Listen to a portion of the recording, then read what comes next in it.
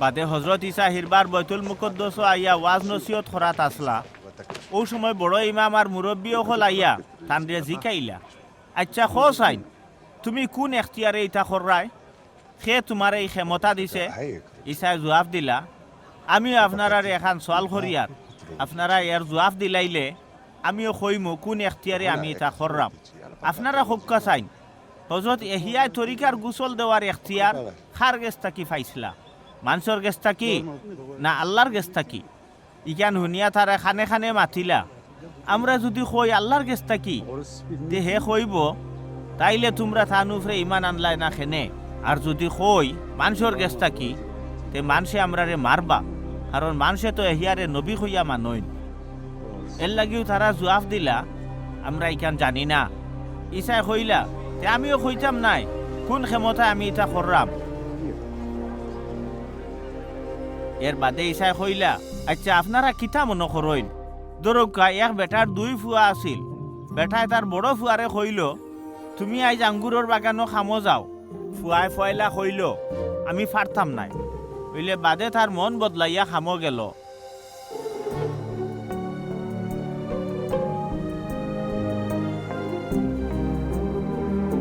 বাদে বেটায় তার হুরু ফুয়ার কাছে গেল, গিয়া ও খামর কথা কইল।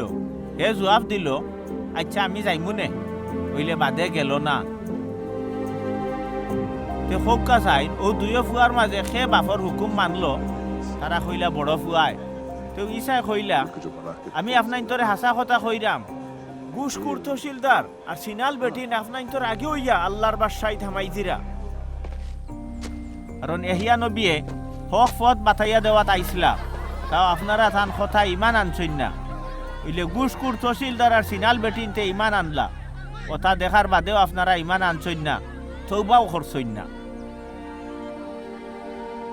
বাদে হজরত ইসাই কইলা, আপনারা এখন আরো খিচ্ছা শুনুকা। একজন গৃহস্থে আঙ্গুরের বাগান করিয়া চাইরবাই বেড়া দিল। বাদে চকিদারর লাগি উষা করি এখন টং গড় বানাইল, আর আঙ্গুরের রস বার করার লাগি গাত খুদিল। হেসে খেত বাগি দিয়া গৃহস্থ বিদেশ গেল কি। আঙ্গুর ফাঁকি আনলে গৃহস্থে তার বাট নিবার লাগি বাগিদার অহলর গেছে তার চাকর অহল ফাটাইল। ওইলে বাগিদারে গৃহস্থর এক চাকরে দরিয়া খুব মাইর করল। দুসরা চাকরে ফাতর দি মারিয়া জখম করলো, আর আরক চাকরে জানে মারি লিল।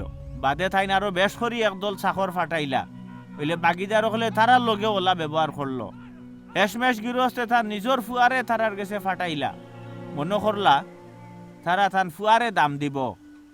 ওইলে বাগিদার হলে ফুয়ারে দেখিয়া একে অন্য ফরামিশ করি কইল, ও ফুয়াও তো বাদেই সম্পত্তির মালিক হইব, তে আও অগুরে মারিলাই, তো আমরাও ইটার মালিক বনি জিমু।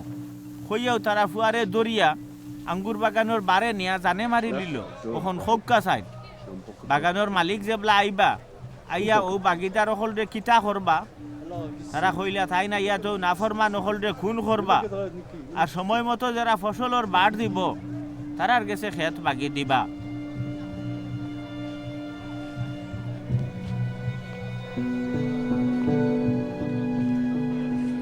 হযরত ঈসা কইলা, আপনারা আল্লাহর কালামও পড়ছই নানি? রাজমেস্ত্রি হলে যে ফাতরে বেখামা হইয়া ফালাই দিছিল, অকটা দিয়াও গরর ইয়ান খুটি হইল। মাবুদে নিজেও ইটা ওয়াইলা। ইটা দেখিয়া তো আমরা তাজ্জুবি লাগে। এর লাগে কইরাম, আল্লাহর বাদশাহী আপনার কাছ থেকে খাড়িয়া নেওয়া হইব, আর যারার জিন্দগি তো বাদশাহীর ফল দেখা যাইব তারারে ও বাদশাহী দেওয়া হইব।